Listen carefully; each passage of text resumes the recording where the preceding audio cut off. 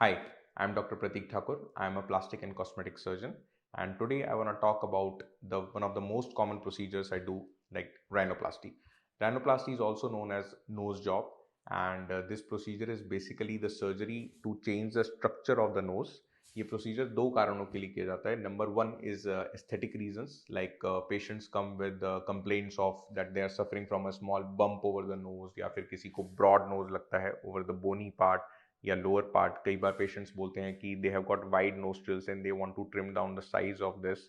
Even some patients they suffer from a pointy nose या फिर droopy tip, जिसमें कि टिप को करेक्ट किया जाता है. So these are the aesthetic reasons for rhinoplasty. Number two is like functional reasons. Sometimes the patients they suffer with difficulty in breathing.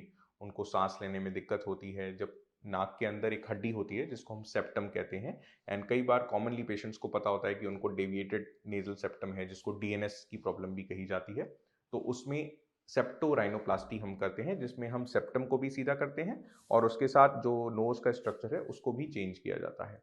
And the third part of rhinoplasty is basically उन बच्चों के लिए जो कि बचपन से cleft lip या palette के साथ सफ़र कर रहे हैं, जिनको यहाँ पे होंठ में या तालू में छेद होता है. कई बार उनके भी नोज के स्ट्रक्चर्स जो हैं चेंज होते हैं एज दे ग्रो अप.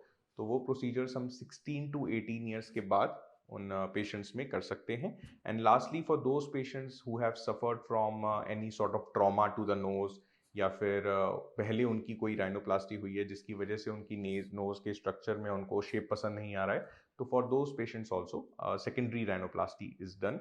ये जो प्रोसीजर है इसके लिए आप 24 आवर्स हॉस्पिटल में रुकते हैं and there is a small bandage over the nose which we usually keep for 7 days. उसके बाद after the bandage is remove you are free to like go and do your routine activities except heavy workouts or any physical activities. So if you have any more questions related to rhinoplasty, you are feel free to contact me. Thank you.